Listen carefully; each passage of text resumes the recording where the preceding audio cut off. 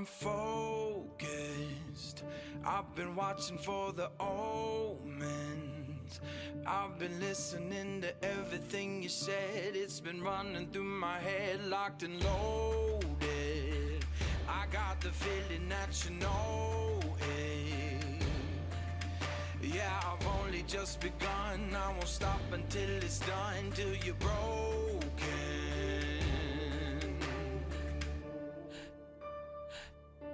So welcome to the fire. I'm the one with the light. Feel it burning through your veins as we're walking through the flames, getting higher. So welcome to the fire. Welcome to the fire. Feel it burning through your veins as we're walking through the flames, getting higher. So welcome to the fire. I've been waiting for this moment, the final battle of the chosen. See, I'm never gonna quit, got my legacy set in motion. So welcome to the fire. I'm the one with the light. Feel it burning through your veins as we're walking through the flames, getting higher. So welcome to the fire. Welcome to the fire. Feel it burning through your veins as we're walking through the flames, getting higher. Welcome to the fire. Welcome to the fire. 'Cause the bigger they are, the harder they fall. You build your fortress and I'll climb your walls. You got your armor, but I see your flaws. So welcome to the fire. I'm the one with the light. Feel it burning through your veins as we're walking through the flames, getting higher. So welcome to the fire. Welcome to the fire. Feel it burning through your veins as we're walking through the flames, getting higher. Bigger they are, the harder they fall.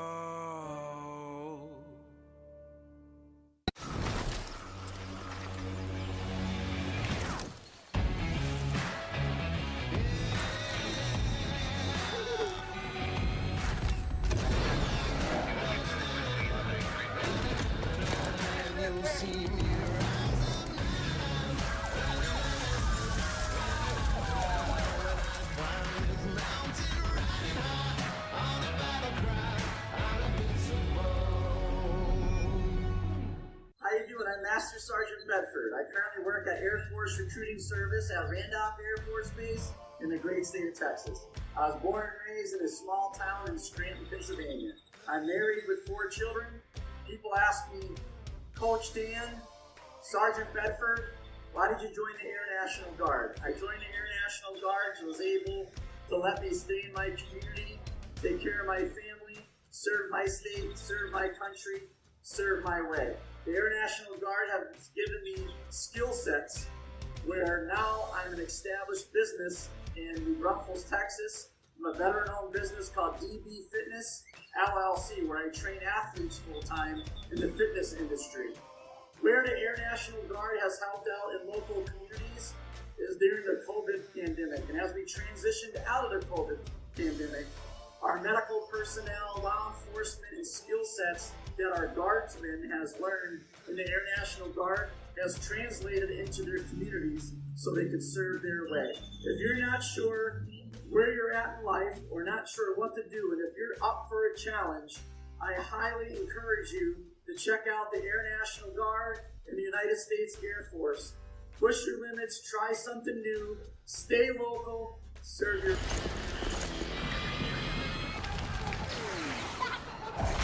Look, everybody wanna go and talk to At the same time, gotta walk it. Better yet, run, go, hit a lick, divvy up with my homies, and we do it all again.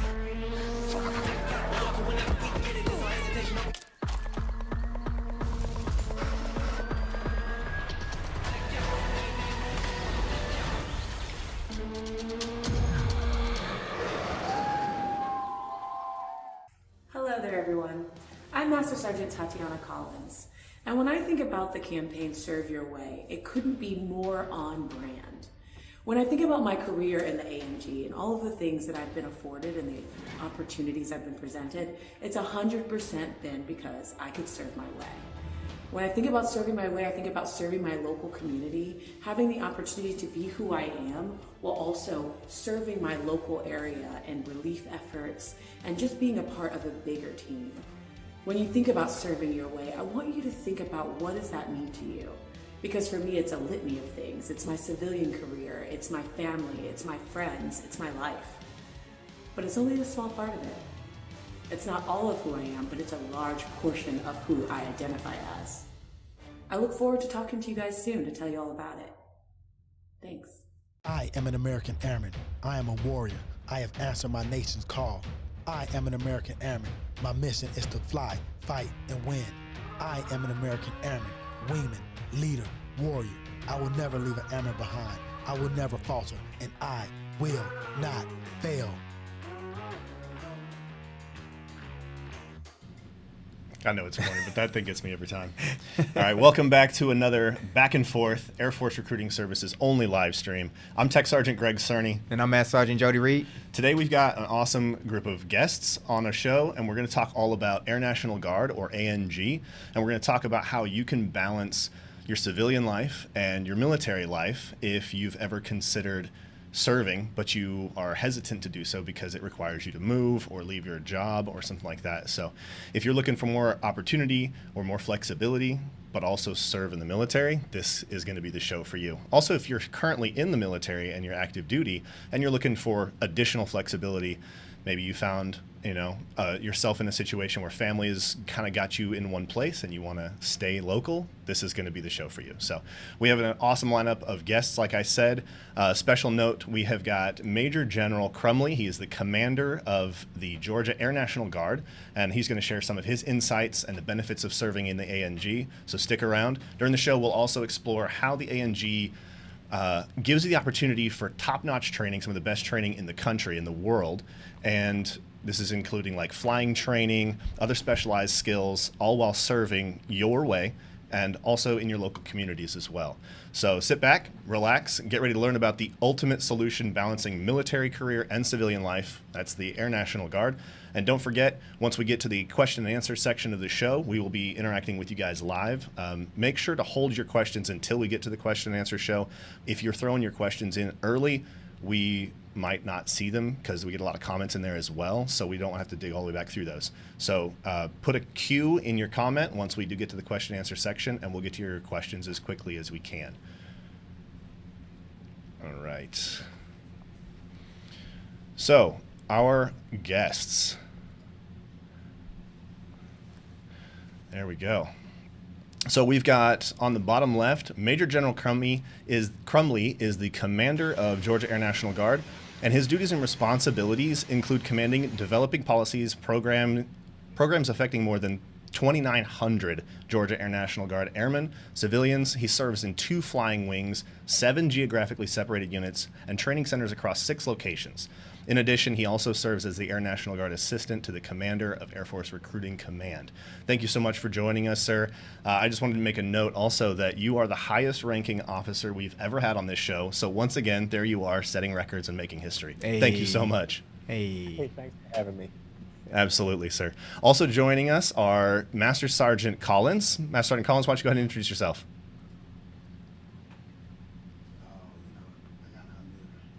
Hello everyone, I'm Master Sergeant Tatiana Collins.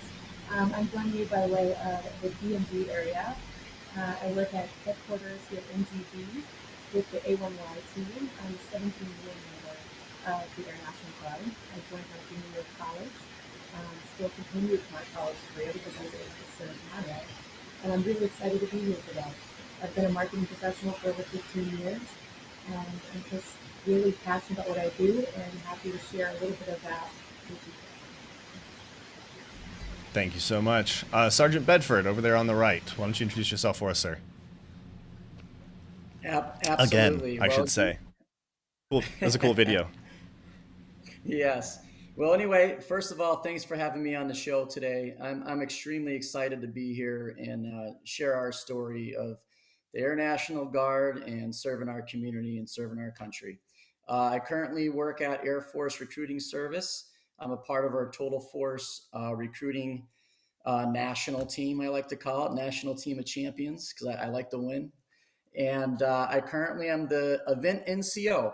So I manage programs here at Randolph Air Force Base. I'm in Texas. So I manage programs all over the country from UFC, which I'm a huge fight fan. I love the fight game, to minor league baseball and many other great opportunities we have to try to increase our recruiting efforts and share our great opportunities across the country. I'm currently married. I call it my busload of Bedfords. I got 4 children. Busload of Bedfords. That's And good. I'm also I'm eager to talk about some great opportunities, and I look forward to some questions. Awesome. Thank you so Awesome. much for joining us, all of you guys. We really appreciate you taking the time out of your day to hang out with us. Before we get started, it's back.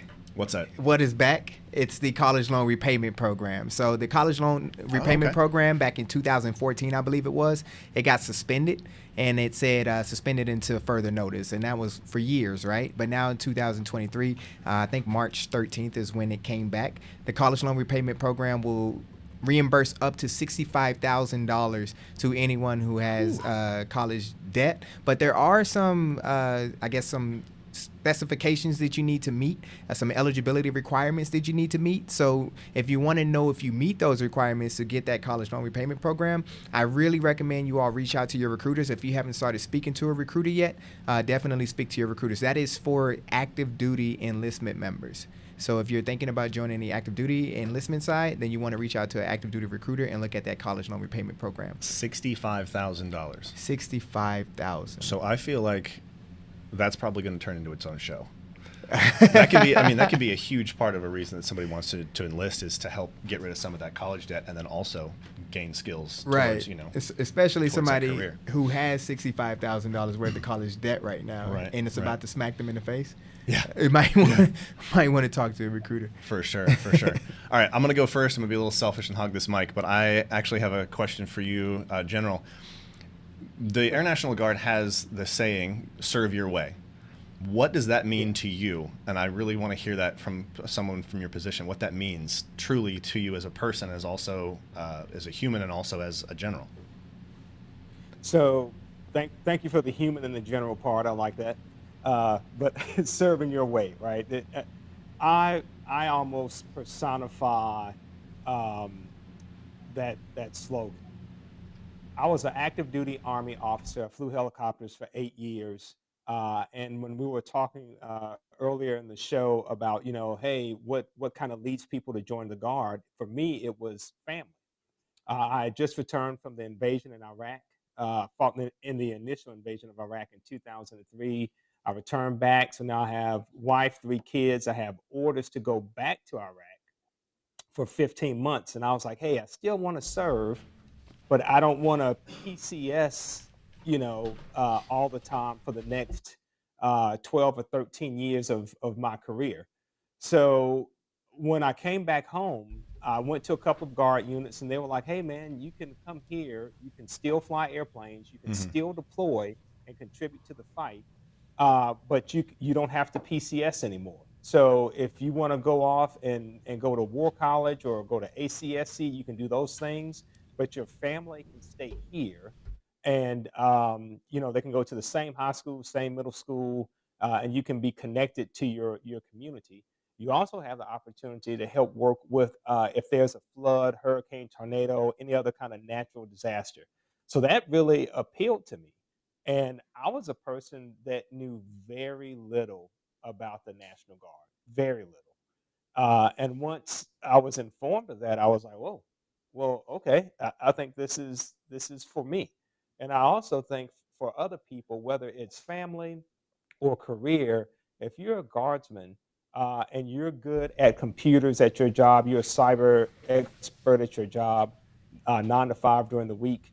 We have jobs for you on the weekend Hmm. and in the National Guard that you can do that can help you at your civilian job. And of course, your civilian skills will always translate to what we do in the military. So I just think it's a great slogan. When I heard it the first time, I was like, hey, that was kind of what brought me over to the Guard to leave the active duty Army was serving my way. Hmm. That's really cool because I'm also in the same boat. I know very little about ANG. I think I'm just sort of like I'm on the track, and so my mind is all active duty, right? So it's like full time, all the time. This is my life kind of thing. So there's like a trepidation there where I don't think I would necessarily look at it affectionately, but then also I'm like, so I'm in a position now where my wife has a very successful career, and it's difficult for her to just pick that up and go somewhere else and plop it down somewhere, especially when you're at the position she is. She's a regional property manager, so she oversees Oh, hundreds and hundreds of apartment homes, and it's getting to the point now where I'm like, ooh, that's looking pretty attractive because it means I can stay here and I don't have to fight for it because there's no guarantee. I can try to PCA and stay close to this area, but there's no guarantee. And if I was ANG, Right. this is home. This is where I serve. So it's definitely an attractive option. well, let me say this one thing for the spouses. So my wife um, is an electrical engineer. Hmm. Undergraduate degree from North Carolina A&T in electrical engineering, graduate degree from electrical engineering in Georgia Tech. So from Georgia Tech. So when I made that decision, my wife was flirting with getting a job with Georgia Power, right? So I'm like, okay, um, I need to ensure that my house stays together. If my Hmm. house stays together, I'm going to be a much better airman and a much better soldier. So I'm not 100%. going to tell you that you won't be stepping off a cliff if you decide to leave active duty for the Air National Guard. Hmm. But what I will tell you though is that when you act in good faith, things usually work out for the best. I like that. And Dan, after this is over, get his information. I expect to see him in the Air National Guard uniform in 6 months. See, that's what I was afraid of. I can't put that kind of precedence out there for anybody. Sergeant Bedford, don't get any crazy ideas. I know you work right down the hall from me. You I got don't need one more salesman. you have an all guard panel and one active duty member. We'll get him. Right. He We'll said get we'll him. get got him. him. Yeah. We'll get him. Hey General, I had a question, and you gotta. I'm sorry if I gave any inside information. So before we started, the General was saying, "Hey, if you see me moving my headset like that, it's so I can hear myself and hear the audio from us." He said he used to be a DJ. So being a DJ down to being a pilot, what appealed to you most about becoming a pilot? So I don't have a memory where I didn't want to be a pilot, right? Like ever since I can remember things, I always remember that I wanted to be a pilot. Period. Dot. My family, friends, people that have known me my entire life were always like, "You were always walking around with a airplane in one hand and a GI Joe action figure in the other." Right? I was like that kid, and the only time I put those two things down was to pick up a baseball or football helmet. Hmm. So I've always just wanted to fly. I was attracted to it.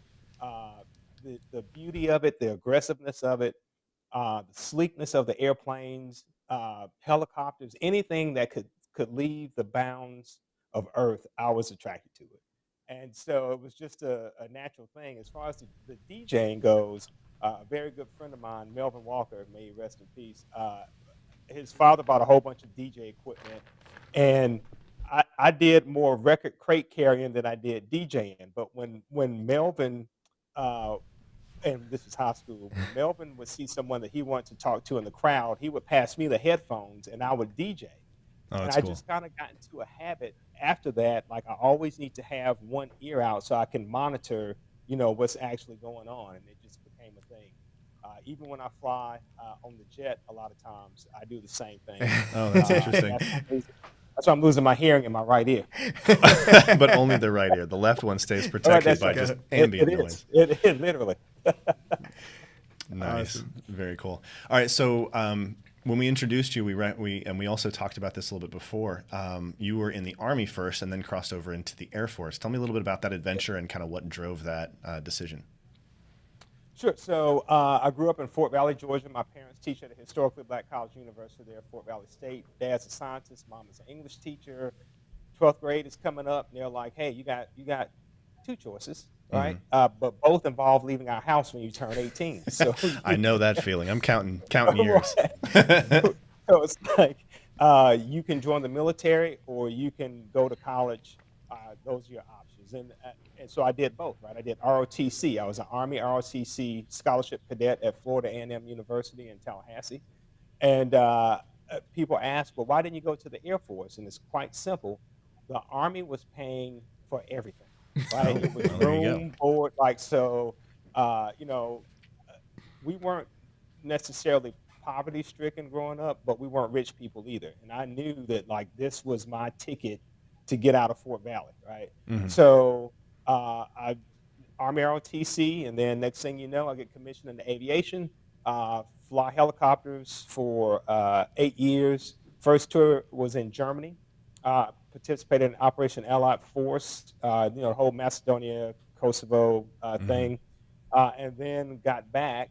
September 11th happened, and I was sent to the 18th Airborne Corps, and I picked Savannah, Georgia, because I'm from Georgia. Hmm. And a year after that, I was fighting in the initial invasion of Iraq in 2003, and Wow. that was an entire thing, right, to invade someone's country, Yeah. and to try to bring what we viewed as democracy to a region that had very little of it, other than the state of Israel, the country of Israel. Sorry. Hmm. So I did that, and before I left Baghdad, we had orders to return to Baghdad.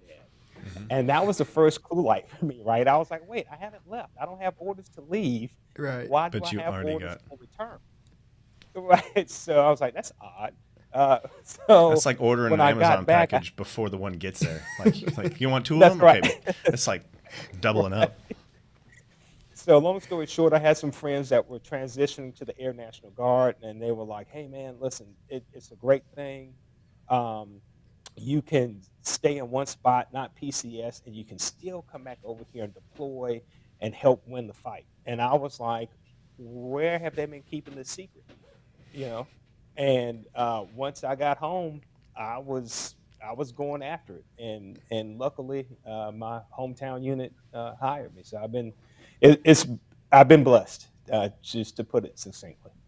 That's awesome, sir. I got Very a cool. I got a couple questions. I know we want to get to Sergeant Collins, Sergeant Bedford as well, but real quick, sir. So when you did switch over from Army to Air National Guard, my first question is: did that affect you in any way? Did you feel like it hindered you in any way, or did you feel like it benefited you in any way?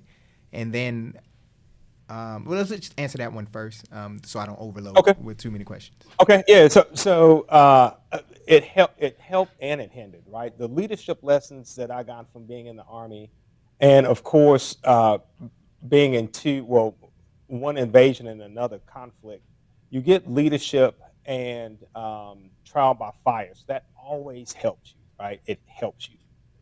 Culturally, I'm gonna tell you, man, I was a Three Stooges culturally, because I was straight up Army. You know what I mean? I would Hmm. scream and like, "Hey, Sergeant!" Like, so I had to learn how to throttle back a little bit. I remember being totally freaked out. I was a captain, and there is a guy who's retired brigadier general now, but he was Major Manny Haldopoulos, Emmanuel Haldopoulos, and he was like, "Hey, Deuce, just call me Manny," and I was like, "Sir." A captain calling a major by his first name in the army will almost get you court-martialed, right? It's like Right. it, it, it doesn't happen. So I had a couple of people give me, a talking to, like, "Hey, man, we think you're good, but you're not in the army anymore, and just relax. We're really like, hey, we need you to be good at your job, get comfortable with your job." So once I kind of learned the culture, things became so much easier for me. I already had the technical stuff and the leadership that the army had given me, but that just goes to show you how important soft skills are, right? Hmm. You would think that flying the airplane would be the biggest indicator of success or failure, and it's a pretty big one. But your character and how you treat other people, you what's the old saying?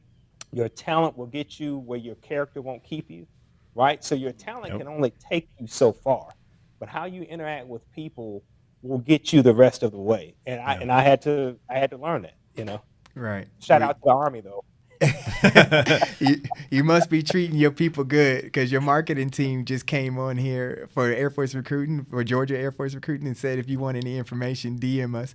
So you got a good Oh, marketing team out there, sir. There it is right there on okay, the screen. we'll see what they say. But remember, it goes down in the DM, so we got to see. That's right. Gotta be careful. Okay, and I guess my second question that I had for you, sir, was so when you transition over to Air National Guard, you did the traditional route. So you were working weekends, or it was an active role? A little of both. When I first got on, I was guard bumming. For those of you who are watching this cast and you don't know what guard bumming means, it's a technical term, which means that you go up to your commander and you ask for days because you're looking for work to kind of go between paycheck to paycheck. So when I left the army, they give you a severance, but it wasn't really a big severance. So I was part time or a traditional guardsman. Then I went off to fixed wing qual. That was about 12 months of constant orders, and you do survival school, and then you have your seasoning days. Seasoning days are days where once you get back to your unit, they want you to get proficient at whatever task it is that you have, right? So if you're a computer person, they give you days to start getting proficient on the cyber side. If you're a pilot, they give you days to get comfortable in whatever aircraft you fly. Mm. So I was still part time, and right at the end of the seasoning days, I got deployed. Mm. And so I was deployed for about 60 days, and then when I came back, they were like, "Hey, we like you. We don't think you're a total idiot, so we're gonna bring you on full time. But hey, remember this first set of AGR orders? They're kind of probationary, right? Hmm. It's your initial AGR tour. So there's some stipulations with that. So I just made sure that I was trying my best to be the best in the airplane. And of course, you always learn stuff from other people every day. Right. And then, like I said, the other thing for me was just making sure that I watched more than I talked, especially when I Mm. was, trying to figure out this ANG culture. And I was like, okay, I need to just sit back and watch Hmm. some people and be quiet for a while and see how this works. And that Yeah. ultimately kind of saved me. Yeah. Well, I'm glad to hear that you strove to be the best person in the aircraft if I'm going to assume you were flying. That's comforting Yes, to that's anyone correct. who's riding along Yeah, with you. So applaud, absolutely applaud that yeah. effort. So, all right, I got actually got a Right. question for Sergeant Collins. Have you been ANG your whole career? I have. I'm a guard baby, as they call it, which essentially means I started here in Indian.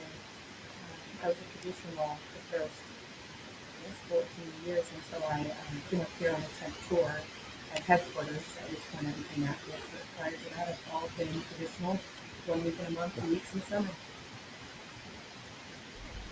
Very cool. Very cool. It's a little scratchy on your audio still. I know we were trying to work on that before the show. I really appreciate all the effort that you put into trying to help us get that figured out. But we're probably going to try to stay away from answering because I can barely understand what you're saying. So I'm actually going to skip over to Sergeant Bedford and pick on him for a second because I hear he used to be a Marine. But you can't make fun of him too much because I love my Marines, don't get me wrong. But the Air Force, I mean, there's a reason you're here now, and with age comes wisdom and all that stuff. Tell me about this. Talk to me. Yeah, so my nickname right now in the Air Force Air National Guard is a Meerman. People ask me, what the heck is a Meerman? You know what that is? That's half Marine, half Airman. Hey. So Oh, once a Marine, always a Marine. I'll be a jarhead my whole life. I yep. love the United States Marine Corps. It gave me my background and some skill sets to mold me into what I am today. But the best thing I ever did, to be honest, I'll back up a minute. I remember my dad served in the Army for 33 years. And my dad told me, son, when you join the service, please go and join the Air Force. So I was very naughty after 9/11. And what sold me was the blood stripe. I went down to try to go talk to an Air Force recruiter, and I saw this gunnery sergeant standing there with a bunch of people doing pull-ups and bench pressing in the office, literally in his office, recruiting office. And I was like, man, that seems like a pretty cool place. And I've always enjoyed working out, and I competed a lot in powerlifting through my life. So at that time when I was young, I guess, my dad teases me, he was in the Army. So my dad's like, well, you're young and dumb, but you got smart now and crossed over to the Air Force. And one thing I always wanted to do, and it's just me, what my mentality is, I just love to win, no matter what I do in life. If it's being a good father, a good airman, a good citizen in my community, a good wingman, whatever I could do to help out others around me, that's key to success. And I wanted to conquer the ground, which I did with the Marines, right? And now air power. I'm in the Air National Guard, and here I am. I'm a Airman. Awesome. That's pretty cool. Awesome. So, all right. How long were you in the Marines? I was in the Marines for about a little over 4 years. Okay. Active duty, and I was very busy in the Marine Corps. And then I ended up getting married. Some Bedfords started coming around. My busload of Bedfords, and I'm like, what should I do? And you mentioned in the beginning of the show about repayment programs for college. My wife told me, she said, Dan, maybe you should look at getting out of the Marine Corps and look at another component, another branch of service. And I love football. I'm a certified strength and conditioning coach. I'm passionate about the human body, physically and mentally, to overcome obstacles, which fits right into the Air Force and the Air National Guard, what we're doing, what missions and everything we do. But yeah, that's my story. I went to college. I got my master's degree in sports psychology. I got my bachelor's from Penn State. So anyone watching, go Nittany Lions, don't throw nothing at me. And got my bachelor's degree in exercise science, associate degree in sports and recreational management. And when I retire someday, sky's the limit for anyone listening. I plan to finish up my PhD in clinical psychology. That's cool. Awesome. And right now you're managing a business as well, right? Yes, I'm an entrepreneur. I've been running a fitness business called DB Fitness LLC, and I've been running that along with being active duty, reserve guard. I feel like I've done every component out there, but it's good to be versatile, and I always like education, and I like helping out others, try to steer them in the right direction. That's really interesting. It sounds like you got your education through the military. It sounds like you're managing a business. How are you balancing it all? I tell you what, time management. I have a wonderful spouse. You have to have the right wife in place. God bless my wife. She's there. She's my rock. She's in my corner. She knows I'm very passionate about serving my community, serving my country, educating myself, and running a business. My business, like I said, I've been running it for years, since 2006.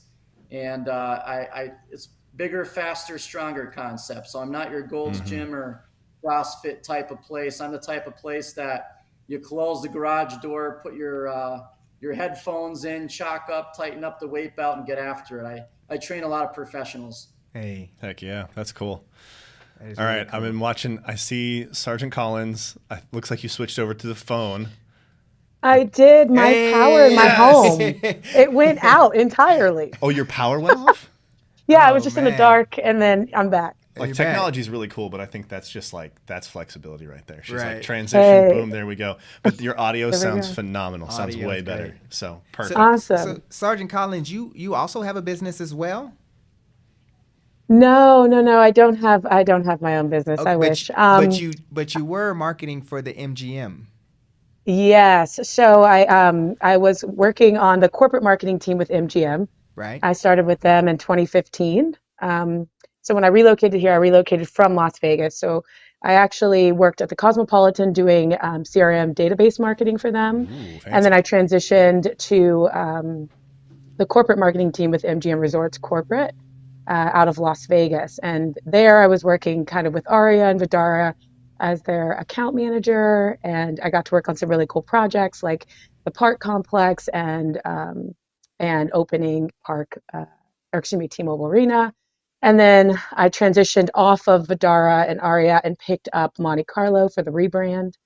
And I did the rebrand to Park MGM, which if you've visited Vegas recently, you are aware, and did some food and beverage entities inside of there. And then when that project kind of grand opened, it was a perfect transition to be activated here, at which point I joined the marketing team in DC.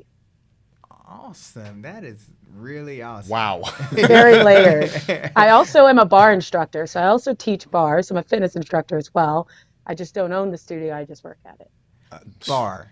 I'm sorry. Bar. So What it's is I think bar? about like Pilates, yoga, strength training all rolled up into one, Right. surrounded by mirrors with someone shouting at you on a mic. Okay, so just like I asked Sergeant Beckford, it sounds like you got a lot going on. How do you balance it all? How do you manage it all? That's the best part is I do it one day at a time. The beauty of being in the Guard is that I never had like this big story about joining the Guard. It was I changed my major in college and it added an additional year to my career and I needed a break that Mm-hmm. my parents would be fully supportive of. So I joined the Guard. And then I did that through college, 1 week in a month, and then took a full-time position doing marketing in Kentucky. I'm from Kentucky. I started with 123rd Airlift Wing there in Louisville, Kentucky. Um, and then once I finished there, I got a great opportunity to move to Vegas and the flexibility that comes with Air Guard. I reached out to my supervisor, reached out to the Reno A&G at 152nd, told them my situation, did a transfer over to Reno where I was prior to arriving here. So juggling it all has just been with obviously the grace of my leadership giving me the opportunities to kind of move around a little bit, as well as just the flexibility of being in the Air National Guard. Very cool. That's awesome. Also, I'm Mhm. super ecstatic that we got your mic fixed. I was going to feel really bad if I was like, oh man, I don't know what to do. Just have to keep you. I didn't want to have to keep muting you. So, all right, I've got a Yeah, question. no, it's all good. So, for General Crumbly, I've got a question for you. It's not very often we get the opportunity to have kind of an informal conversation like this. What would you tell our audience that's listening right now and kind of watching with us? What would you tell them is the best thing about the Air National Guard as it applies to you? So obviously, when we join the military, we have to start at, if you're joining as an officer, you're starting as a lieutenant. If you're joining as enlisted, you're starting as a very young airman. And there's a long way to go before you get anywhere near 2-star status. But sometimes that's the goal, right? That's where we want to end up. So in your day to day, why does the Guard a good fit for you? So here's why the Guard is the best fit for me. So as you heard me say before, I did time in the Balkans. I've done operations in support of AFRICOM, EUCOM. I fought in the invasion of Iraq. Mm-hmm. But if you all remember the Summer of Love 2020, right? That's not how I remember it. Right, right, yeah. So when we had a lot of internal conflict in this country, right? Mm-hmm. During 2020, we had COVID that hit us really hard, late February, early March, and then we had a lot of civil unrest happening throughout the summer. Yeah. That was I had spent the previous 20 something years of my career going to someone else's country to help other people, right? Which I don't have a problem with. But this was the first time that I was actually in my country helping my citizens, my Mm. fellow taxpayers, the folks who had put these clothes on my back, gave me the fuel for the jet that I fly, gave me the jet, the boots on my feet. This was the first time that I was actually able to affect positive change here in America. And I've done a lot of things, but I would tell you the domestic mission is what separates the Guard from the reserves and the active duty. Being able to help your fellow citizen as well as being able to affect the away fight for me means everything. And during COVID, we helped distribute testing kits. We cleaned nursing homes to keep infection rates down. And then, of course, past the summer, we helped with the COVID vaccinations. But during the summer, in particular, here in Atlanta, we took a riot to a peaceful protest in about 12 and a half hours. Mm. We got out there, and what we told people is that, hey, we are here to protect your right to peacefully protest. That's what Mhm. we are here for, right? Mm. And we are here to protect your constitutional right.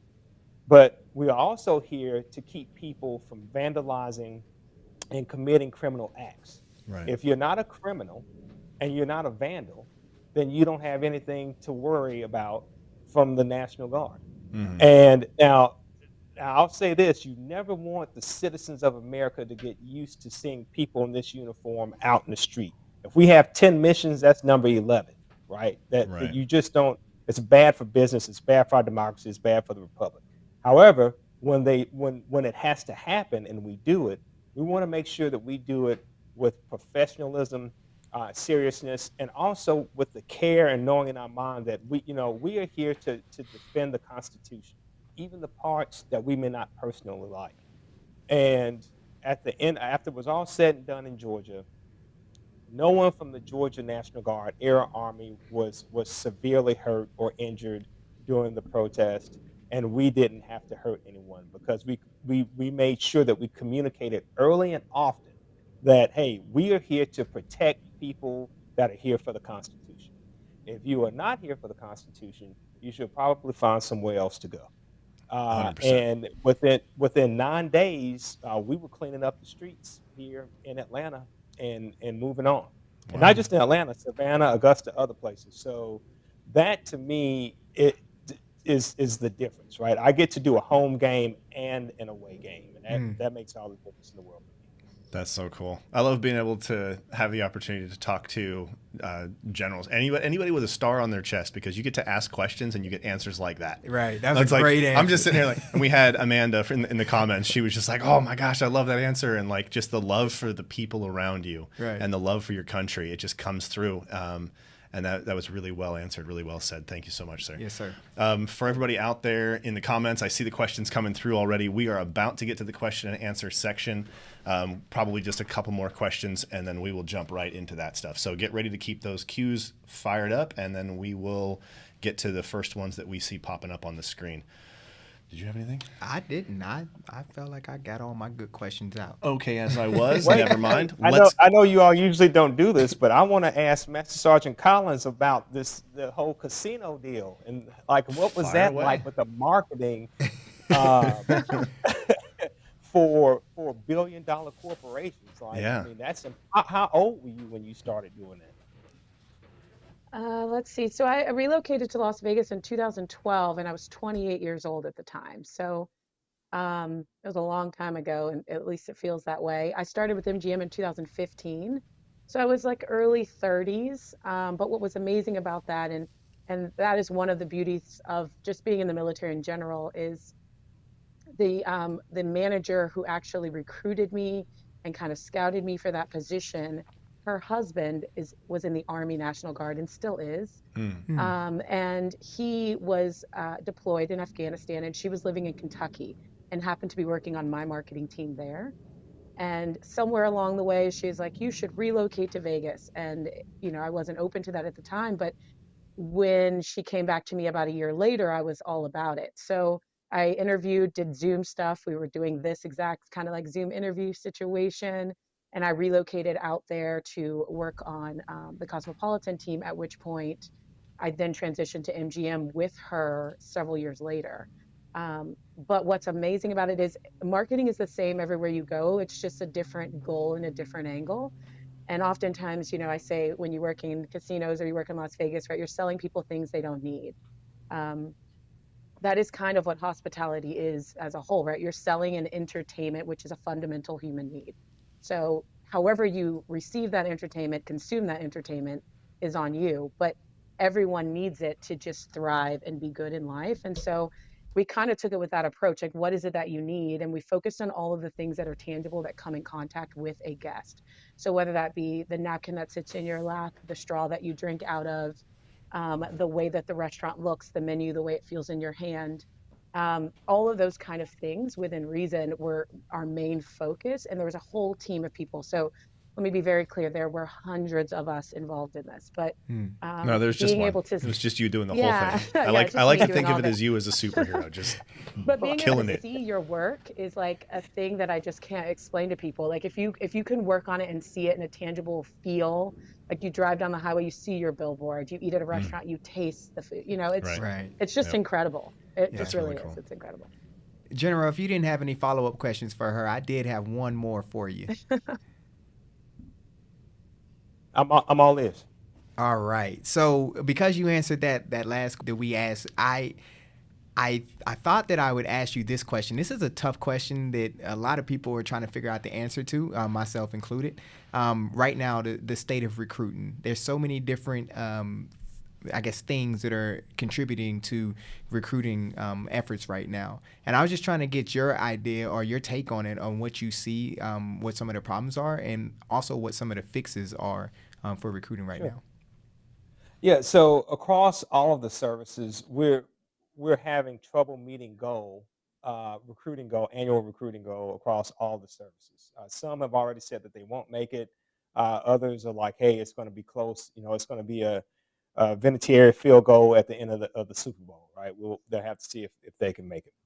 But I always try to give people historical context to what's going on.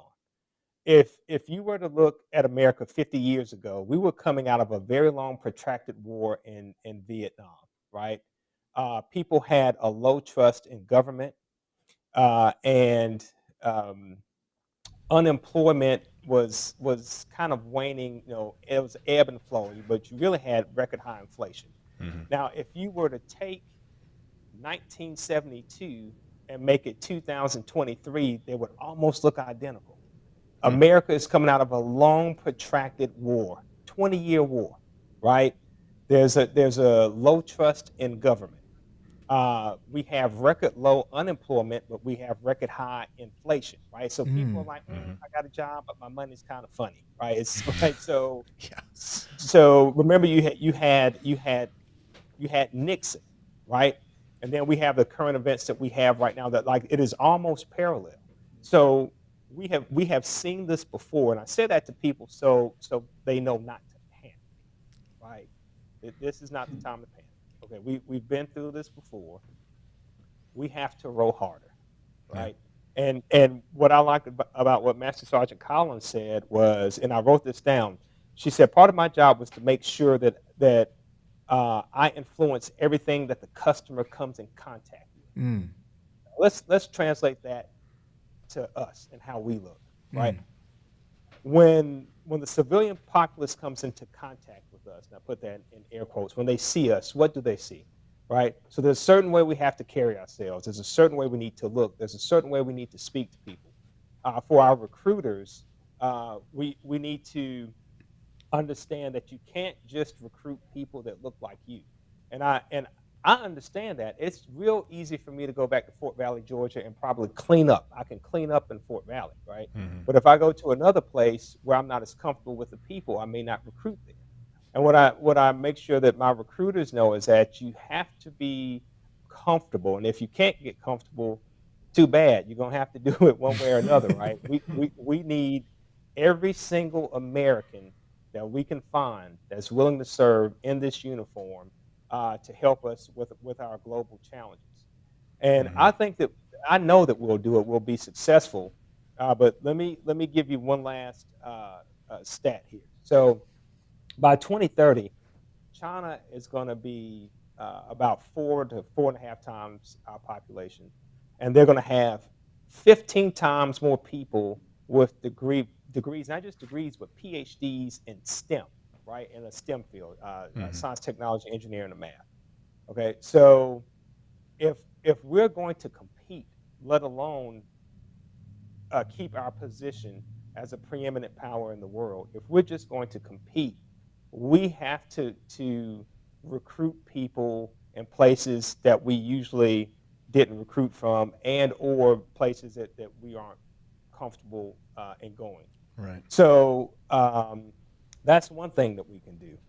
The other thing that we can do, quite frankly, is that you don't have to just be a general and go out and speak at high schools. And I speak all the time. Uh, encourage your fellow airmen, especially the people that just came through basic training. They're still excited. They're still woohoo about the Air Force and Air National Guard. Pay for them to go TDY to Mm. high school. And when I show up, Mhm. it's cool, but I'm old and bald headed, right? So the kids don't really, they're not really relating to me. But when I take younger folks, they relate to them, and we can usually pull one or two people into our formation. And last but not least, on this point, make sure that when we are selling this message, that we express to people all the great things that come with this. You get to meet new people, you make lifelong friends, you get your education paid for. Uh, those top three, you're looking at it, right? All those three things happen to me. You'll get to uncomfortable boundaries, and you'll break through them, and you don't have to stay in forever to be a success. Not many people get to serve their country, and I just think it's a noble thing. So I just wanted to add some context to that. That's all, to let people know we don't need to panic. We do have to row harder, but we've almost been in this identical position before. So no need to panic. We just have to, move forward and row harder.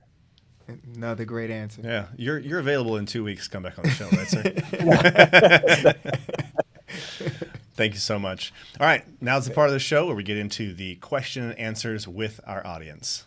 So let's get one fired up here on the screen. All right.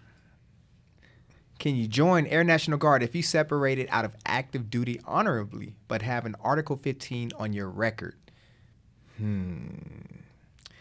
It would depend on your RE code.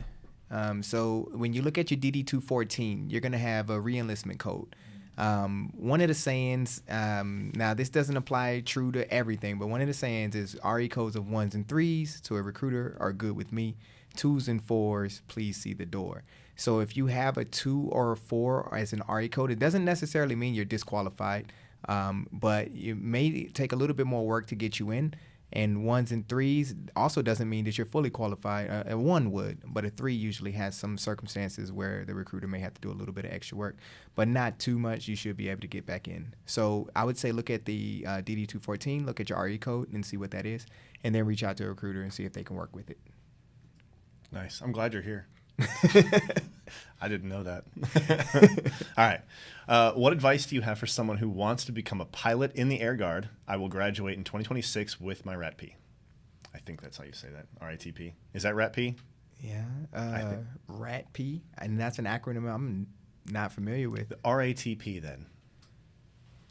Do we have a guest on board who can answer that? Or? The general's answer, he's on mute. Oh. Yeah, here we go. I'm here. Yeah. So I think it was the ATP part. I think it's his aircraft transport pilot. I think that's what he was saying. I'm not sure about the R part, but either way, here's the deal. When I joined the Air National Guard, I applied to no fewer than 15 units, and I would highly encourage you to do the same thing. If you can, and if it was an ATP, that means he's going to have his private pilot's license, probably have his instrument license, which always helps. But it is no guarantee that A, you'll get hired, or B, that you'll be successful in UPT. But I would highly encourage you to court as many Air National Guard and Reserve units as you can. Continue to fly, keep your hands wet as much as you can afford to, and then be yourself when you get to the interview. I've seen people with pristine resumes, and then they get into the interview, and we're like, So here's the difference between the Air National Guard and active duty. You don't like each other active duty, in 3 years you can PCS, and you don't have to see each other anymore, right? Or if you were the problem, you can reinvent yourself at your new unit. When you hire someone into the Guard, this is gonna be your friend for the next 20 to 25 years. So we really, really, really treat the interview as like, okay, we're not going on a date. We're about to get married. Right. That's what's Okay. happening, right? So It's long term. long term, right? This is your spouse that you're about to pick, and you have a 15-minute interview to figure out if you're going to be with this person for the next 20 years, go to war with them, right? And that's and Hmm. that's honest, right? It's real life. Yeah. No, Right. So that's true.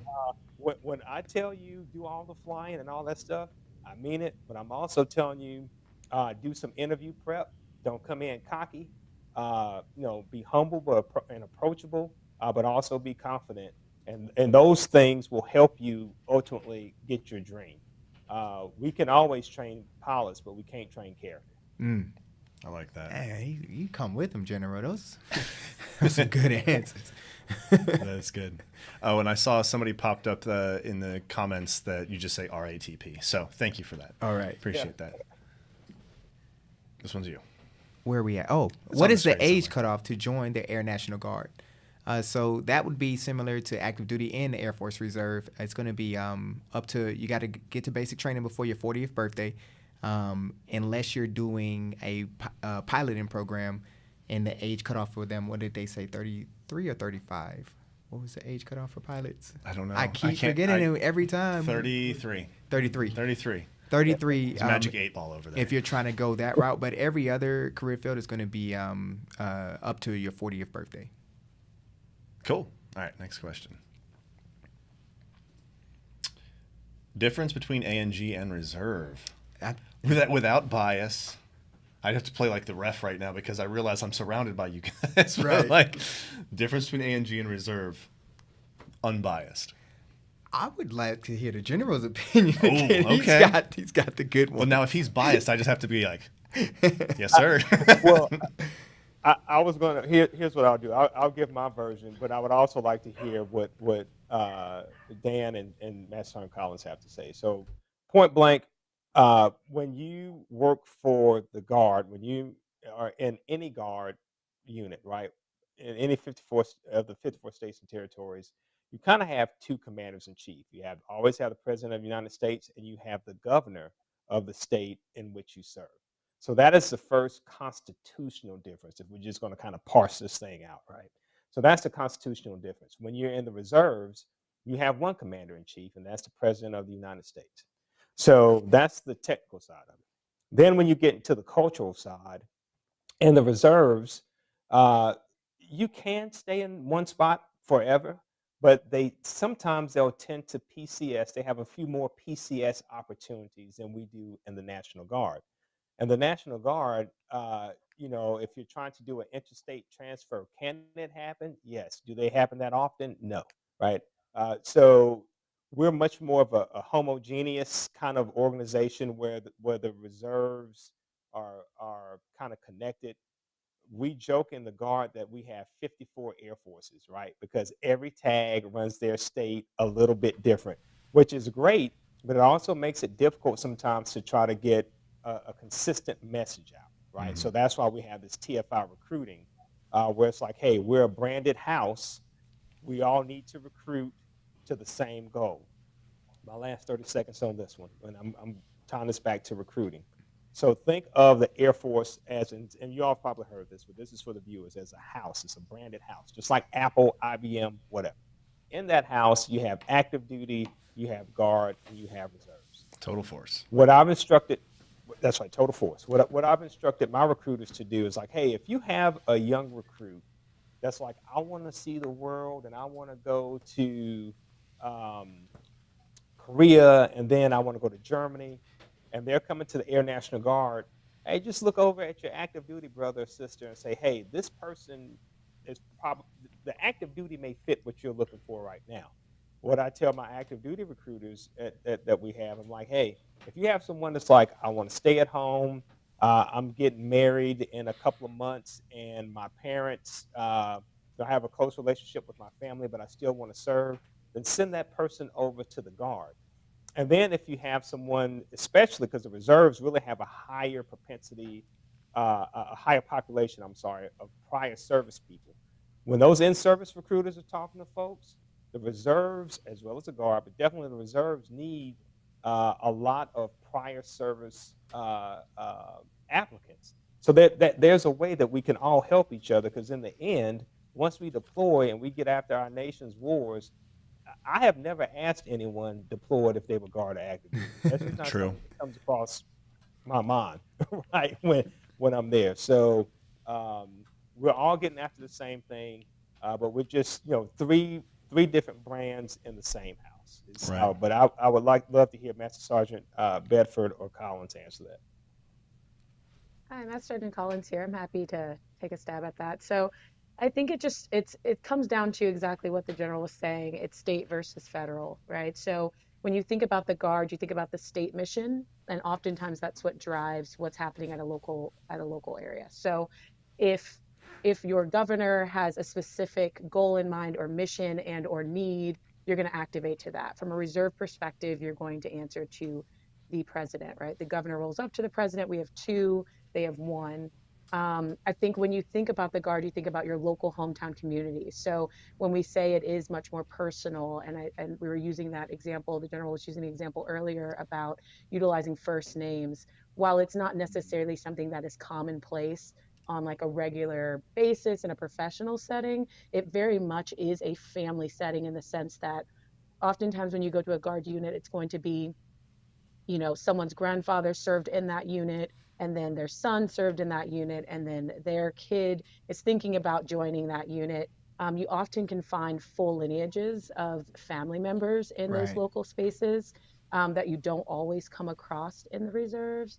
My father was active duty Air Force, but then he was in the reserves, got out for 10 years, got back in the Guard. Oh, wow. And then I ended up joining the same unit and served alongside him in Kentucky. Right. And so That's I was cool. always Collins's, daughter, and I'm like, I'm my own person. But like that was a very much about how it was. Like I came in as, I grew up with those folks, and then here I was serving alongside them. So I think it's just a little bit of a different culture, and it really is dependent on what it is that you're hoping to get out of your military career.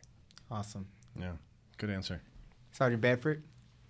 Yes, absolutely. Well, being that I've served in just about every component, I feel like I was active duty, I was a reservist. So when Major General Crumbly was talking earlier about reserve looking for your prior service applicant, I was it. So I went in from, got out of the Marine Corps, went into the Air Force Reserve, because at the time, yeah, I had a family and all, but I wasn't really connected into the community I lived in. And to move around a little bit and find different jobs within the Air Force Reserve kind of fit my needs during that time of my life. But what's nice with total force recruiting is you always want to look at what's going on in a person's life, and Collins and Major General Crumbly has already hit on this, that you want to look at the applicant themselves. Like, what's their situation? Are they single, not married, no kids, or a young family, and they're willing to deploy and go all around the world? Then active duty all the way, or maybe / reserve. Reserves all about moving around and conquering missions too. But what's really good with the Air National Guard that I'm currently serving in now is, I'm older in my career, right? I've deployed a lot, 6-7 times over my career. Married with my busload of Bedfords. I'm an entrepreneur, business. I coached high school football in the past. I love my community. I like having family nearby. So I got in a point in my life where I'm like, you know what? I'm not sure if I really want to move right now, because I could keep my kids in their local high schools. I don't have to move. I'm looking for stability. And we touched on this earlier, but it's state versus federal is how you look at it, from an active duty reserve standpoint and from a Guard standpoint. So here I am, an entrepreneur, serving my country, serving my way, and giving back to my community, and go total force. Awesome. Go total You force. put the plug in there. There it is. There it is. All right, let's get to the next question. Very cool setup. Is this a home studio or on base? Ooh. Trick answer, it's both. It's both. So this is our temporary setup. We are currently building and setting up our official studio, somewhere where we'll have a little more room, where we won't be this close. and where we'll actually be able to see Major Lane when he's helping us out and doing the producing, and he switches between the scenes and makes it look professional. But we are, in fact, not in that studio now. We are on someone's front porch. Doesn't look like it because the background is set up for a different podcast style live stream thing, but we've repurposed it for our needs here. And it works for what we need it for, and it gives us a good baseline to start with, and it gives us great practice. Right. And I am about to buy him the world's quietest air conditioner, though, because it gets toasty out here when that sucker's not running. and fun fact, so we're actually on base in on-base housing. So every military base, I say most military, I would say every, offer on-base housing. So you have the option when you join, if you have dependents or not, you can choose to live in on-base housing, or you can choose to take what we call a basic allowance for housing. And the Air Force or whatever military branch you join will give you a housing allowance, so you can go either rent or purchase a home. So the major has chosen to use the on-base housing. He lives in the officer housing. So we're nice. We're using his home right now as the studio. Like Sergeant Cerny said, eventually we'll transition over to, I guess, a professional studio. A bespoke studio that's specifically for this live stream. We have to change things around. We have to change the mics. We have to change the cameras, because he normally sits like over here in the middle and has just the cameras on him. And now we're like, okay, let's get it set up for 2 people. So Right. Great question. Also, surprise. All right, next question. Hello, Jody. Are you with Air National Guard? Yes, I transitioned to the Air National Guard back in April of 2022. Similar to what Sergeant Collins and Sergeant Bedford said, I guess for me, my transition was more for staying in San Antonio, Texas. I knew if I had stayed in active duty, I was going to have to PCS, permanent change of duty station. I was going to have to move to another location, and the active duty wasn't going to be able to guarantee to keep me in San Antonio. So one of the instructors, who was a guard instructor over at the recruiting schoolhouse, was leaving. And so I applied for her position, and it kept me not only in San Antonio, but it kept me on my same job that I was doing as an active duty member as well. So that was really rare to do that, but I happened to do it. And now I'm serving in San Antonio, serving with the Guard. I'm not serving my way. I can put that at the Serving end. my way. I definitely chose to serve my way by switching over to the Guard. Yeah. Yep. Cool. All right, next one.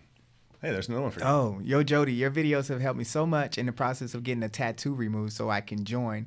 Hopefully it all goes good. Whoa. Hopefully it's only one that has to be removed. Right. I'm You can hoping have you're not some. removing a tattoo that doesn't need to be removed. So our tattoo policy, recently we just updated it to where you can have hand tattoos. Now there are some limitations. I don't want to just say that lightly.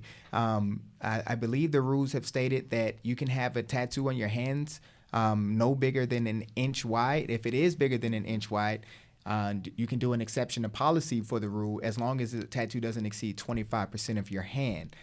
So if you're removing a hand tattoo, you might want to talk to your recruiter about the recent tattoo policy. Also, we are allowing an inch by basically a tattoo on your neck, no bigger than an inch by inch, and it can't be in front of your neck. It has to be on the back side of your neck. So if your tattoo is something like that, you might want to talk to your recruiter. But if it's like a facial tattoo or a front neck tattoo, definitely you would have to get that removed in order to join. But I am glad that my videos have helped you, inspired you to join. That's awesome. And I'll do the plug for him. So a lot of you guys out there recognize Master Sergeant Jody Reed. He has a YouTube channel called Jody with a Y. He's actually got quite a few followers and stuff on there, and makes some fantastic videos giving people a heads up as to what to expect going into basic training, joining the military, joining the Air Force, and stuff like that. So yeah, ladies and gentlemen, Jody with a Y. Check me out. That's so cool. Yeah, there it is. I did it. I did it. Did you hit did that? All right, cool. Let's get to the next one. ADLO applicant. Somebody's going to tell me what that one. Line officer applicant. Active duty line officer applicant. Got it. Application sent back due to not having the 100 recent hours with 12 months for the CPW, and was told to go to regular rated route. I can't read the rest of it. There it is. Will I have to do the same with ANG? So is the ANG any different in that process? I'm not familiar with the yeah. CPW. Anybody in the guest slots, if you guys are familiar, feel free to take a shot at this one. No, I'm not. But what I can do though is, if you all can give that question to me, I can send it down to my A1 and have them look at it, and then we can respond back to them. Mike? Okay, we're going to Oh, can you fire hear up me? the mic behind the cameras and let Major Lane, he's saying something back there. No, I was just saying CPW's career path links. I'm not sure if it's different in the guard though. Okay. Okay. Copy. Yeah, that's what I was saying. Just save that question for me. I'll give it to my A1, and then I'll email it back to you guys, and you can respond to whoever that Okay, is. sounds good. So yeah, answer inbound. That's one of the first times we've ever had one that we weren't able to answer. Right. So good question. All Awesome. right, let's get the next one, and we'll be back. Let's see, SD. We'll lock that one in and get something back to you. Is there a way to join the Air Force while being overweight? I used to be 352, now I'm 219, and I have a lot of loose skin, so I am overweight. Oh my gosh. First off, that's incredible. Yes. Congratulations. That's a lot of weight to lose. That so is. that's amazing. It's at 133 pounds. That's a lot of crazy. I feel good when I lose like 5. Right. So it'll really depend on your height as well. So I think it said 219. You're down to 219. So you would have to look at a height and weight chart. But here's something crazy that the Air Force also recently just did as well. They have increased the body fat measurement. So now you can join up to 26% of body fat. So before it used to be 20%, and that wasn't that much. But now with 26%, your weight can be a little bit over the maximum allowable weight that you see on the height and weight chart. And the way they measure with the neck, they measure with the waist for males. And for females, their body fat measurement is going to be 36%, and they measure the neck, they measure the waist, and they measure the hips. So I would recommend you talk to a recruiter, see if you meet the height and weight, or see if you meet the body fat measurements. And maybe you might be good. Maybe you might have to lose a couple more pounds. But it sounds like it's definitely possible. And once again, congratulations for losing all that weight. That's crazy. Yeah, that's really awesome. Yeah. All right, let's get to the next one. Explain active duty and guard. Explain it. So how about we just like synopsis? Like, just keep it so like an overview. Again, I think that so you're gonna have job. The Air Force has a certain amount of jobs, or they have a limited amount of jobs. Air National Guard bases also have a limited amount of jobs. One is going to be if you do a traditional type of guard duty, you're going to be working 2 days a month. Basically, you're going to have a weekend where you come in and you're going to be doing your job at your unit. The active duty side, you're going to be working 5 days a week, maybe less, maybe more, just depending on what type of shift you're on. And you're going to be doing your job pretty much full time, and you're going to be receiving a full time pay. Where with the guard, since you're only working 2 days a month, you're going to be receiving pay for those 2 days a month. So in a nutshell, that is going to be the biggest difference, but there's a lot more to it that you would probably want to do some research about. I would say reach out to a recruiter, maybe do like a recruiter swirl, basically where you see an active duty one, you see a guard one, and you see a reserve one. Ask them your questions and figure out which one of the components work best for you. You don't happen to have a video already on that, do you? I do. I do have. I have some videos where I interviewed some guard recruiters, reserve recruiters, and they break it down as well. I just didn't want to plug the channel. Hey, do me a favor. Yes, sir. Get that person's information. Find out where the closest TFI recruiting office is to them, so they can just go to one place, right? And they'll have guard, active, and reserve recruiters in one building, and then we can give them the spiel, and then hopefully get them to sign on a dotted line in the same day. So Yes. if they're not already in, but if you all can hit them back and like, hey, where are you? Here's the closest TFI recruiting office, and then send them that way.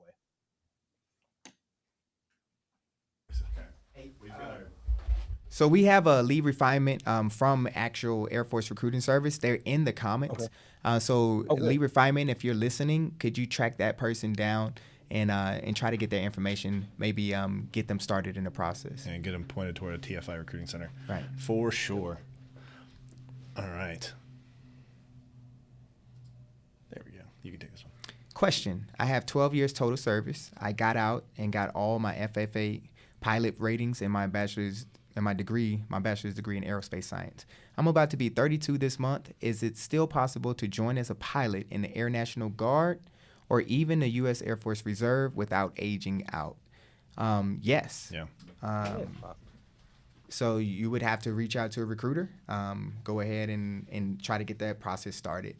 Definitely possible. Good news. Yep. College loan only for E or O. So I think there's a little bit of difference here. If you're talking about the loan forgiveness, the loan repayment plan, for the enlisted active duty, it's $65,000. If you fit and you make all of the if you match the what's the word? Eligibility Eligibility. I was like, it starts with an E. I can't think of it at the moment. The eligibility for it, and I think there is an option for officers, but it's a different framework. I think it's a little more circumstantial, but yes, that still will work for I think officers. the JAG has one. Yep. Judge Advocate. Yep. I don't know. I'm sorry, I don't know the acronym, but the JAG is for your law or your lawyers. I think that they have a college loan repayment program. That one also goes up to 65. Yeah, but Yeah. I don't know outside of the JAG if there's any other officer programs that offer the college loan repayment program. Once again, you want to reach out to your recruiters and ask them that information. Hey, and let me just say this: if it's a person that's interested in the Guard, each state has their own individual repayment plan too. Right? In Georgia, we have the service cancelable loan. The word loan is horrible. We've been asking them to change the name, but basically, if you go to a state school in Georgia, you shouldn't be paying any money. Period. Right. I know that South Carolina has something like that. Florida has something like that. Illinois, one of our senior ranking civilians here in Georgia is a lawyer, and in Illinois, when he was in the Guard there, they paid for his law degree. So every state is a little different. Yeah. So that's another plug for talking to your recruiter because there are a lot more options out there than what you think. Yeah, there are some states as well that allow the members to start using their education benefits before they even go to basic training. Just upon swearing into the Air National Guard, some states allow the applicant or the members to start going to school right away. So reach out to your recruiters, learn about those education benefits for the Air National Guard as well. Cool. And Isaac Nix, I see you in the comments. Thanks for hooking us up with the acronym Judge Advocate General. There we go. I was thinking it, I didn't want to say it in case I was wrong, but thank you. Appreciate that. Question for Master Sergeant Bedford. I am an active duty Marine. I can say this. My grandpa is a Marine, and I used to work in a work center where I was the only airman in an entire section of Marines. So they told me I could say raw. Anyway, transitioning. I was hoping you could explain the process from active to guard, especially cross branch, and how rank/MOS crossed over for you. Yes, 100%. So Rob, back to Jacob here. Jacob, thank you for your question. You know, when I first left the Marine Corps, you know, and you could probably relate to me with this, you know, once a Marine, always a Marine, but they would tell me, hey, I don't think the Air Force will take a Marine. You know, there's going to probably be some extra psychological tests that we'll have to go through.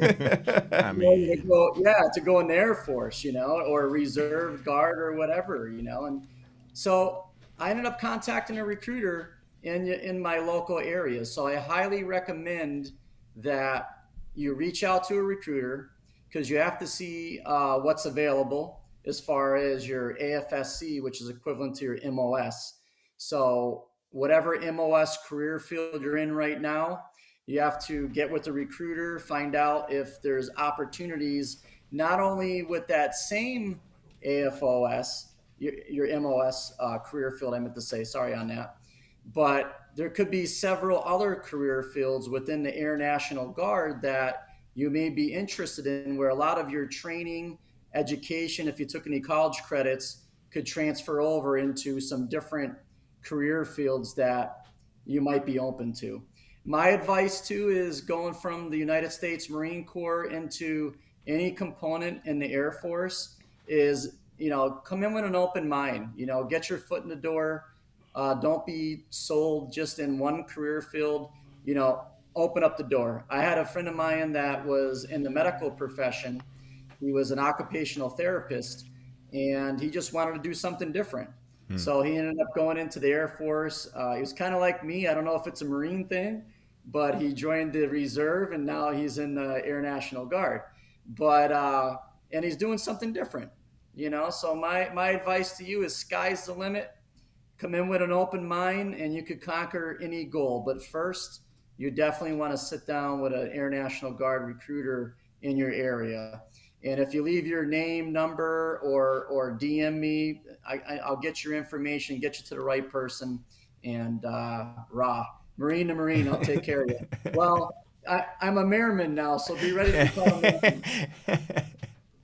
Mayorman. Kills me every time. Man. I've never heard that before, but it works really well. Awesome. All right, next one.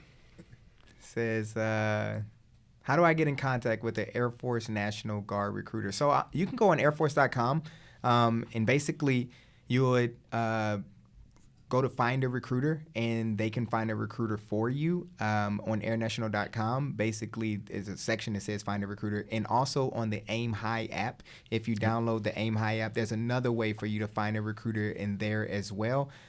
You just let them know which component, or actually it'll give you contact information for all three components. You'll get reserve, guard, and active duty recruiter contact information. So go ahead and check it out. You can find a recruiter. Let's cue this one up. Sorry, Collins. This one is, can you have a full-time job in the ANG? I feel like we have a subject matter expert on that one. Sergeant Collins, why don't you take this one for us? Yeah, I heard my name back there. Yes. The answer is yes. Arguably, my full-time job was my main career until 4 years ago. So I focused on that heavily. I put all of my time and effort into it. I was trying to build that career to the highest point. And there's there's a lot of flexibility and support in that as well, because in the Guard, there's a lot of us that were civilians during the week and traditionals on the weekend. But you're always going to be a Guard member full-time. So just keep that in mind, that while there's flexibility, there may be opportunities or times where you are required to be activated in a full-time capacity. However, being able to juggle a full-time job and do this on the weekends is 100% possible, and you can do it really well as long as you manage your time. Awesome. Very cool. That's really good information. Also, Air National Guard has active positions as well for full-time positions. Now, they're just not handing them out. You got to apply for them. You got to meet the hiring board. But the Air National Guard has full-time positions as well if you wanted to go that route. Mm-hmm. Ooh, check this one out. And something to keep in mind to piggyback on that is, if you did want to get into an AGR position, which is the active duty position, you will want to join the Guard as a traditional first to be afforded the opportunity to apply for those positions. So if you're looking for them and you're curious as to why you're not seeing them, that is why. So get with your local recruiter, get into the state in which you want to serve, and then at that point you can transition and apply to a position that you see fit. Gotcha. Thank you, Solid. Sergeant Collins. All right. Just a thank you to Jody for helping guide my granddaughter to the 1-in-1 X1 Alpha position. She says she's going to trust you. I just talked to you. I believe you emailed me probably yesterday. I replied to you. So this situation, basically, there's a grandmother. Her daughter went to MEPS, qualified, everything was good to go. And she listed a bunch of medical jobs, a bunch of 4N jobs. So 4N is the AFSC for medical, or not 4N, 4N. I don't know. Basically, that's where all your medical jobs are. And she listed about 10 medical jobs. If you've ever watched my videos, I always talk about how the medical jobs are very rare. The active duty Guard, pretty much all the components, they're constantly getting people who want to join for medical. It's very appealing. And so the jobs are very limited. And so we really don't have them that available. So when someone goes to MEPS and they list all medical jobs, the likelihood of getting one of those jobs is not likely. So then comes the upset, or somebody gets angry, right? They get to their recruiter, they say, I want to do medical. You're trying to make me do something else. But in defense of the recruiters, they just don't have the positions to give you the medical job. So the grandmother reached out to me and had a situation where the granddaughter was upset about not being able to get one of those medical jobs. So she also stated that the recruiter told her, based off of her personality test, Basically, the TAPAS is a tailored adaptive personality assessment. It showed that she was really good for the intelligence career field. So I had told her, I said, hey, you might want to look into those intelligence career fields. Not only if the TAPAS told her she fits well for the intelligence career field, not only might be a good job for her, but they're also really good jobs in the civilian sector. So if she's trying to set herself up after the Air Force, along with the top secret clearance, those intelligence jobs are really good career fields to look into. So if that's you, that's awesome that you watched this live stream, because I just talked to you like I think this morning. So man, that is real time, real effective information. And I'm glad that I can help you all out with that. That's awesome.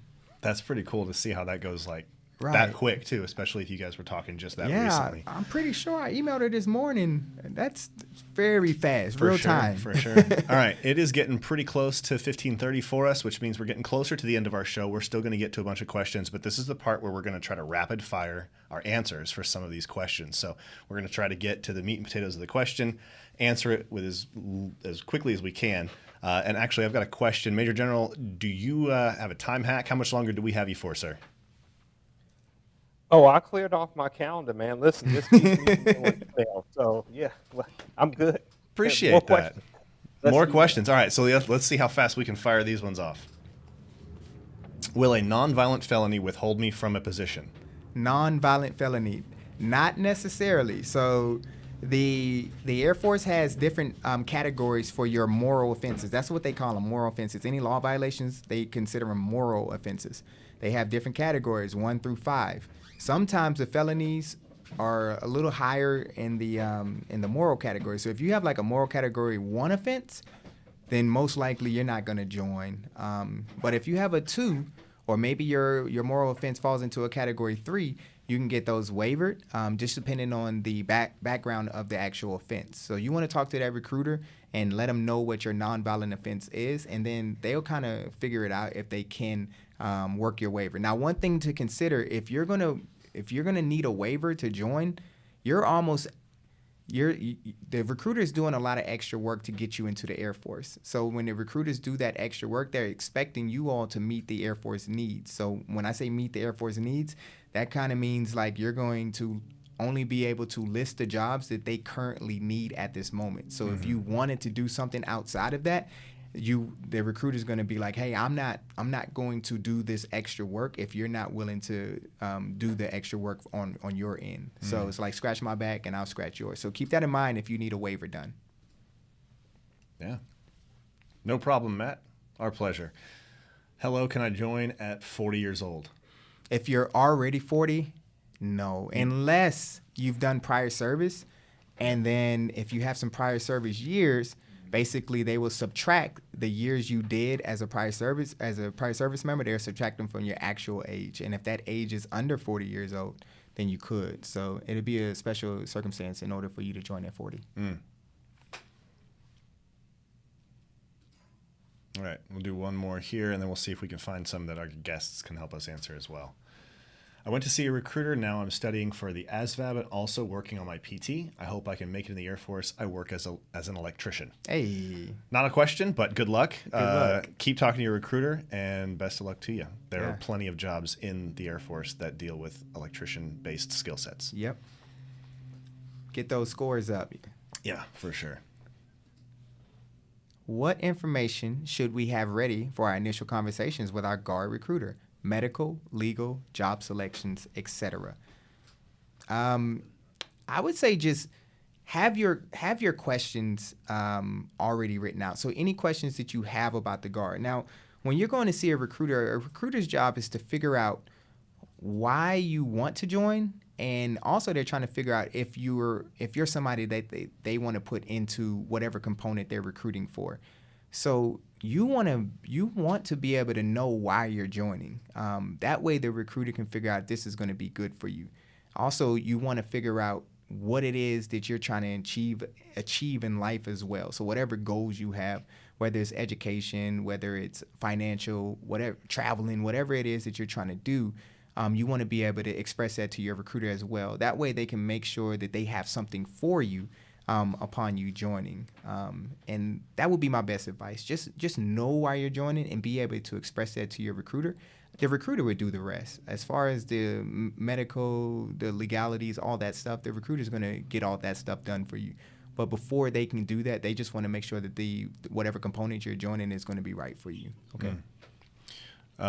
We have an input on that one from our panel, our guests. Oh, I'm just getting thumbs up. All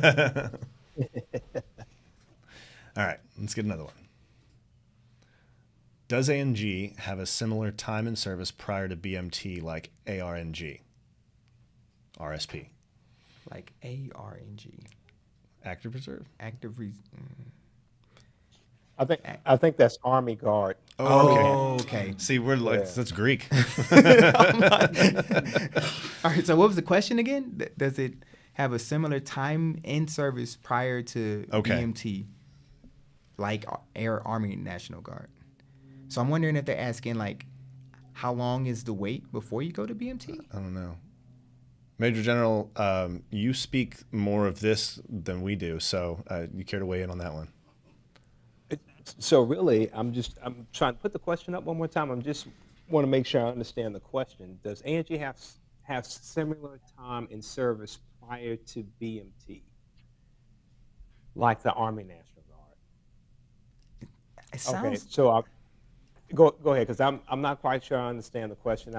Is he saying like, hey, if you were prior service, how long do I have to wait to go off to training, or if that person's still on, have them clarify that question. Yeah, I would say clarify that question. I don't want to answer it wrong. Recruit Sustainment Program. This is the same person. Recruit Sustainment Program. Is it like student flight? Are they asking like what is like? Is there a student flight program prior to BMT? That's what we call it. Right. Is that what it's called in Army? That's what National Guard? I'm thinking that they're asking how long the student flight path is before you go to BMT. I'm thinking that's what they're asking. That's what I'm reading it So as. we just got rid of student flight, right? Correct me if I'm wrong, but there's no more student flight.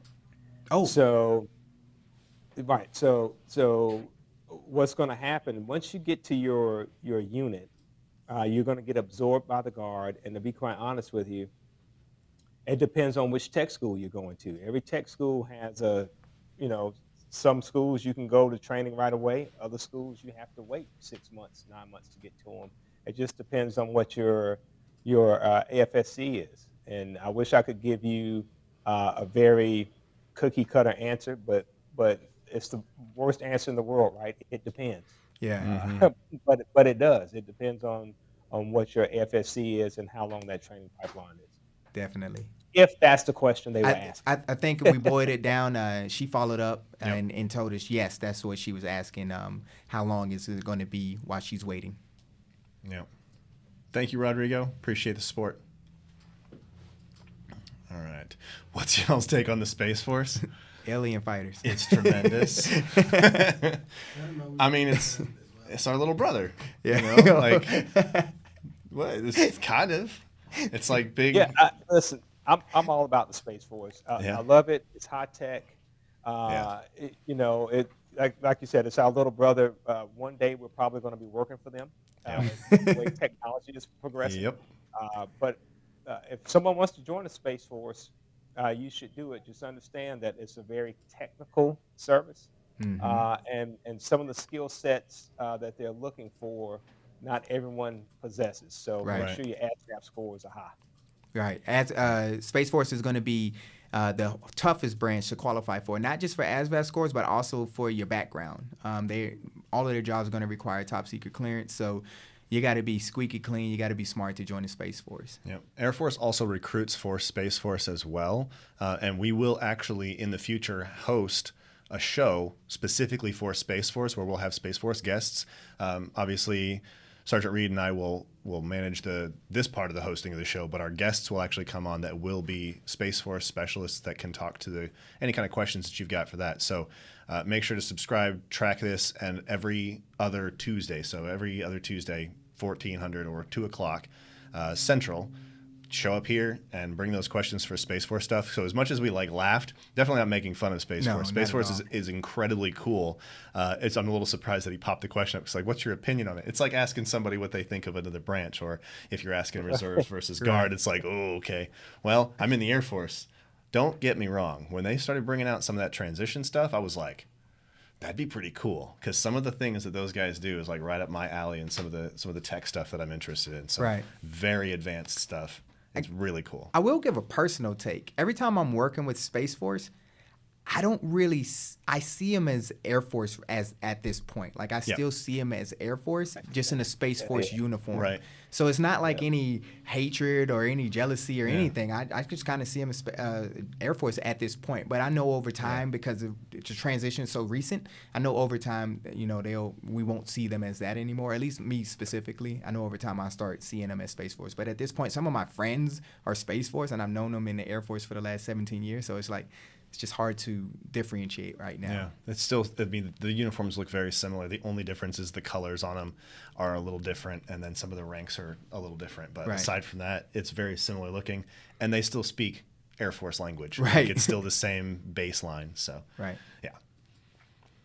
So what's the handle for Jody in case we need to reach him? Basically, you can find me. I'm on YouTube. I can't manage too many other platforms. YouTube is very busy.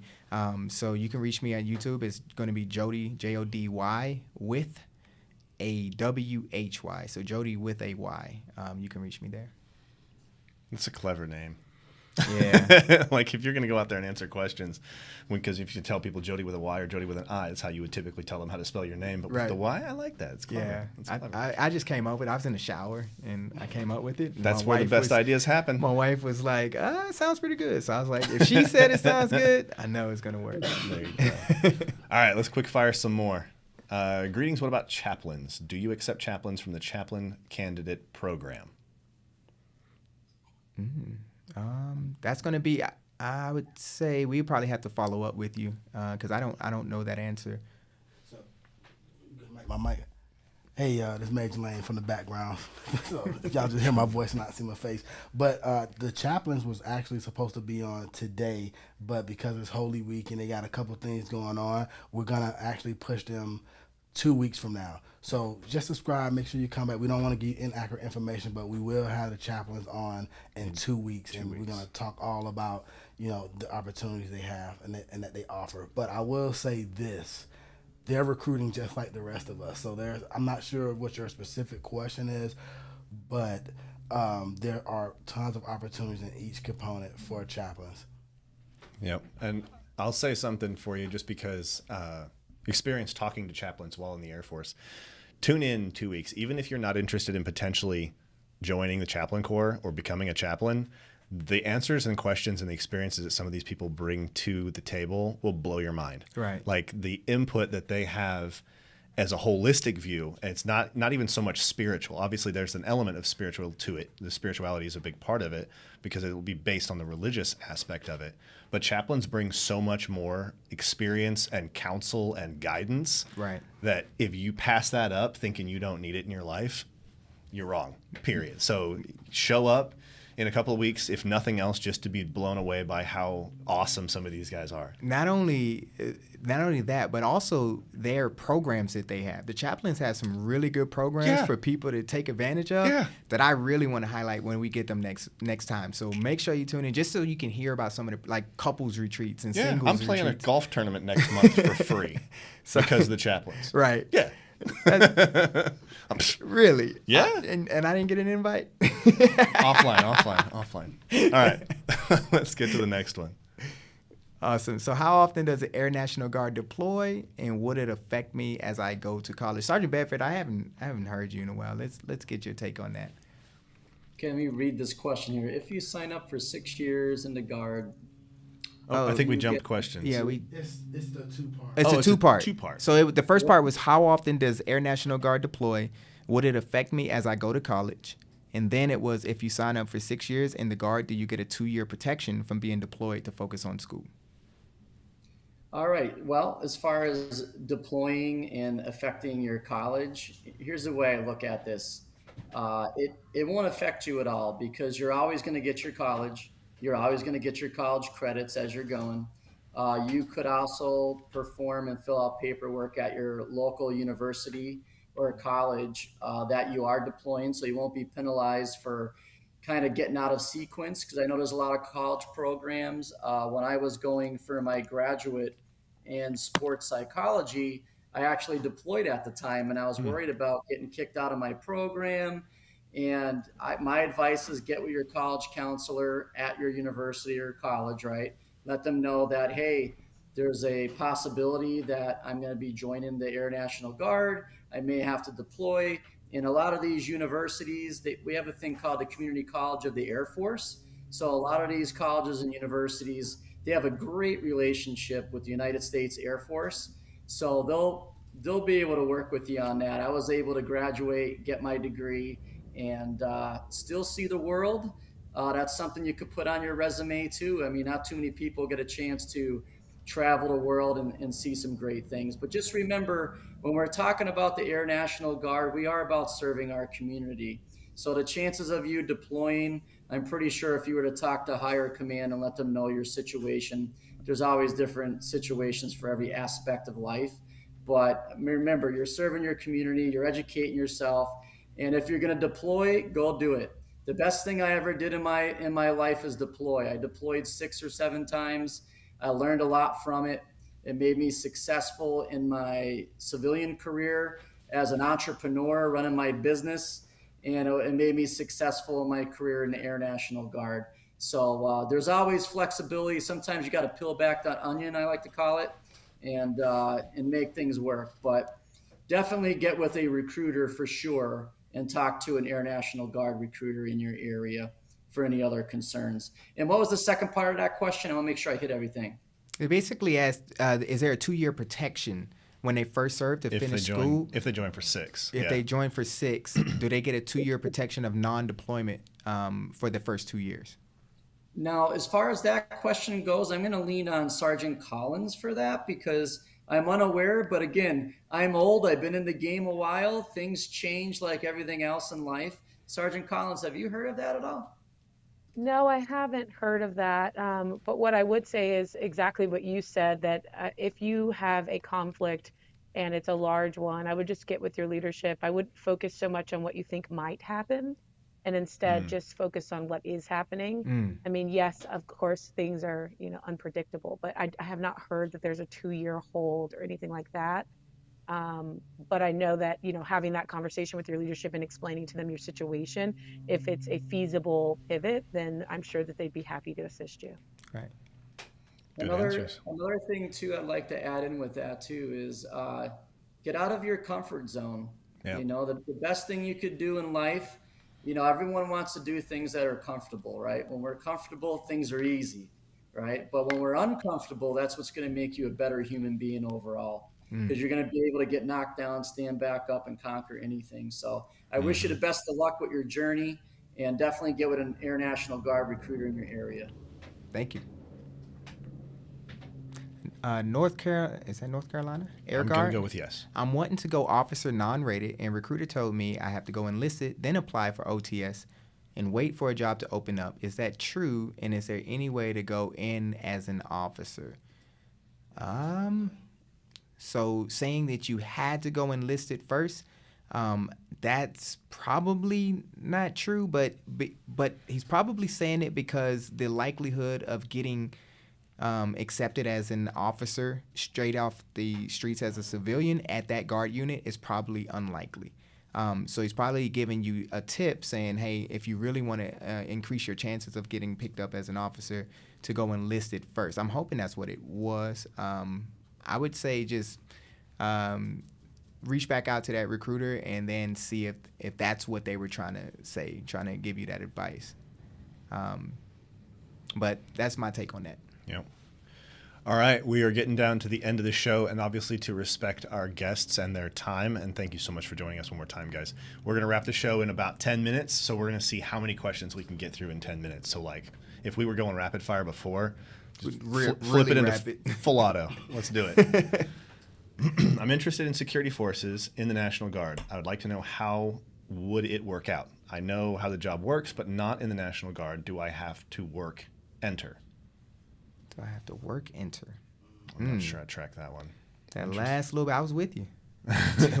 Enter. Can we pop down back up, or is it gone? So, yeah, I think hold on, wait. All right. Yeah, I got rid of it, but somebody did have a question on what security forces does. So let's just kind of give from a Air Force perspective on what security forces is for those who may not know, and then if any of our guests from Guard kind of have any other input you all want to add, feel free to chime in on security forces specifically in the Guard. Right. Nobody's part of security forces, are they? I am, so I can answer if we need to. Take it away, sir.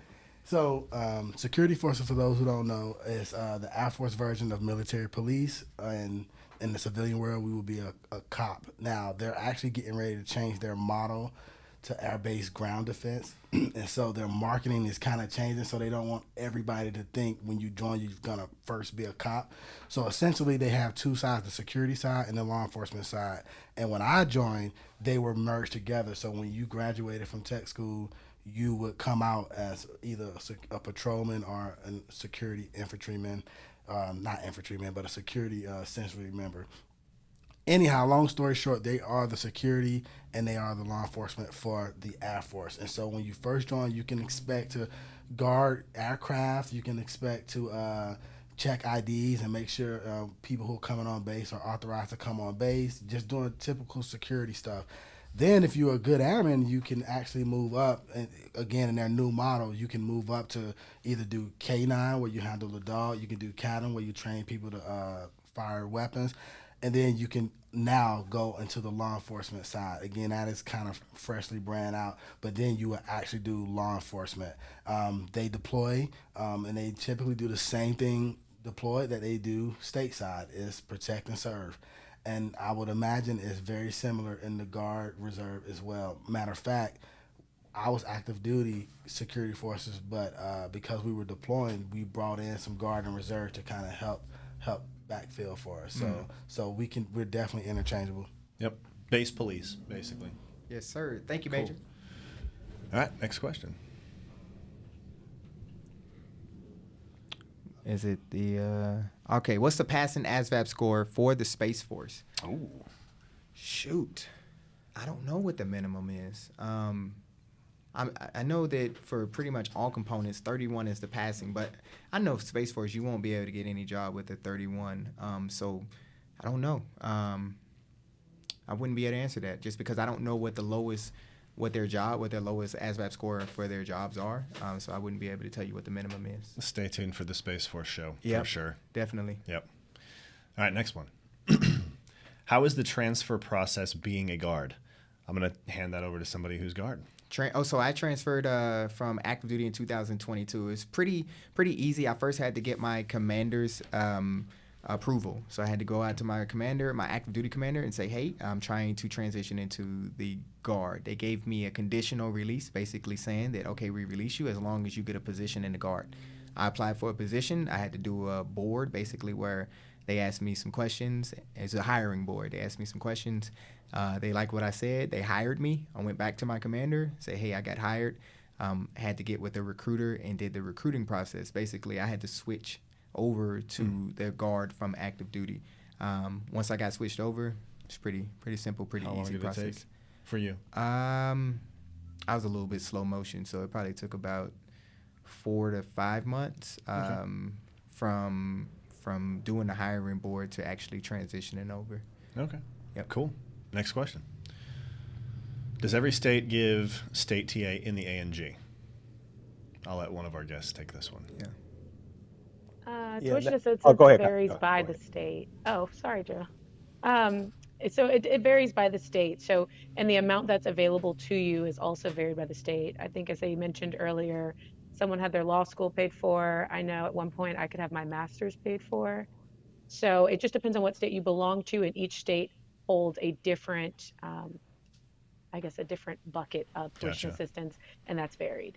Okay. Yeah. Cool. Anything to add, guy? Did I miss anything? Okay. All right. If a person is 100% disabled in accordance with the VA desert Dessert. Disqualify them from application. I think they might be using voice to text, and it was Yeah. does it disqualify them? Oh, from- does it disqualify? Okay. Ooh, I'm glad you were here because I did not know what they were asking. So, does it disqualify them from reentry? So, being 100% disabled, if you're collecting your disabled money, yes, you would not be able to join. You would have to forfeit your payment in order to rejoin. But if you're getting 100% disability, you got a good thing. You got a good thing. Nice. Main differences between job availability and benefits for the Guard versus active duty. Ooh.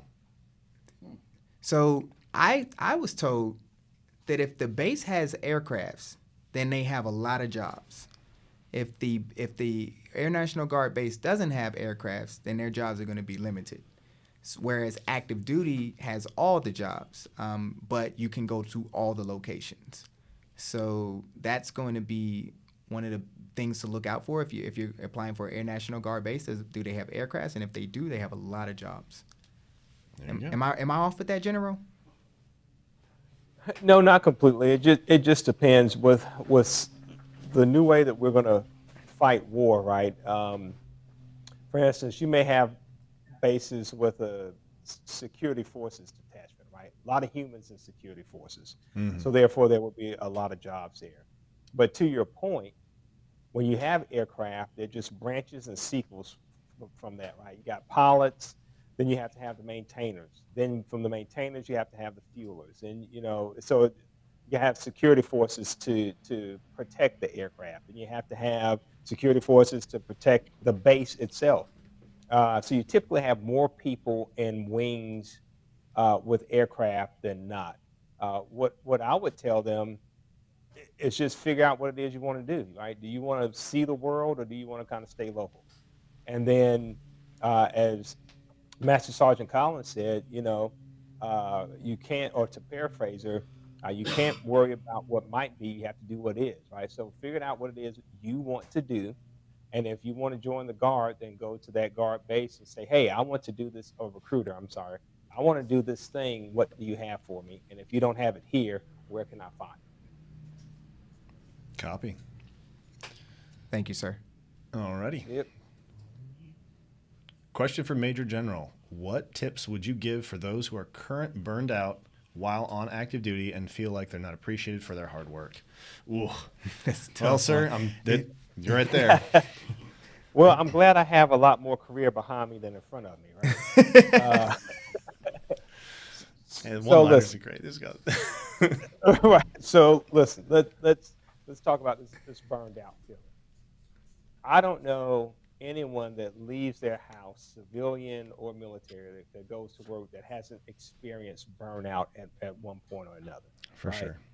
So the first thing I'm going to talk to you about before we even get into active duty, Guard, or reserve is that you have to take care of your mental, spiritual, and physical well-being.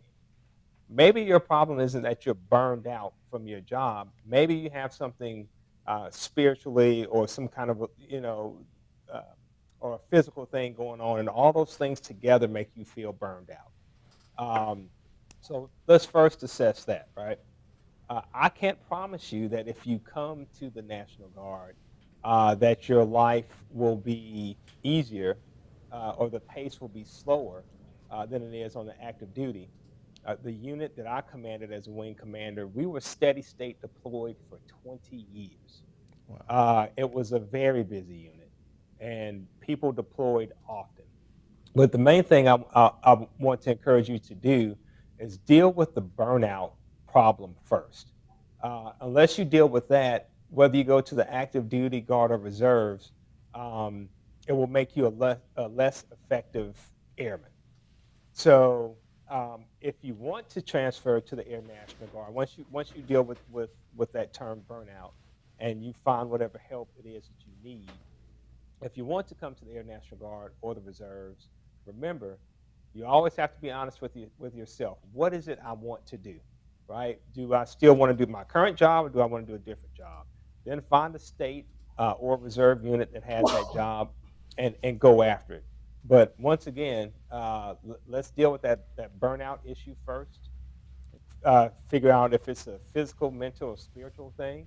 Uh, Fix that, and then after we fix that, we could probably answer the second part of that question better. And I hope that helped.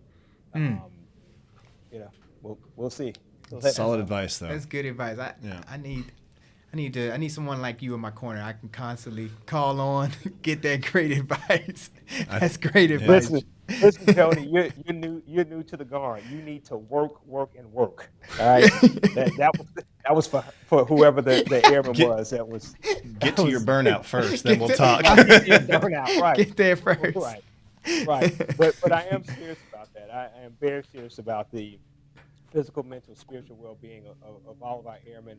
I can look at all of you on here, and I know at one point in your lives, between spouses, kids, job, rec football, baseball, like your spouse, like we have all been like, what am I doing? So you got to tackle that first, and then the rest of it kind of takes care of itself. It's awesome. Is there a way to join and ship with spouse? Definitely. Spouse in the military? I'm thinking they're like to join with your spouse and then ship with your spouse? I'm thinking they're asking like with their spouse as a civilian. Either way, if their spouse is a civilian or military, guard or active duty is going to try to keep them together. If you're guard, you're going to stay in your location, so you're going to be with your spouse. But if you're active duty, the Air Force is going to really try to keep you and your spouse together. Now, there are locations that you can't go to with your spouse, and they're normally a short-term type of location, like where you may be there for a year, maybe 2 years.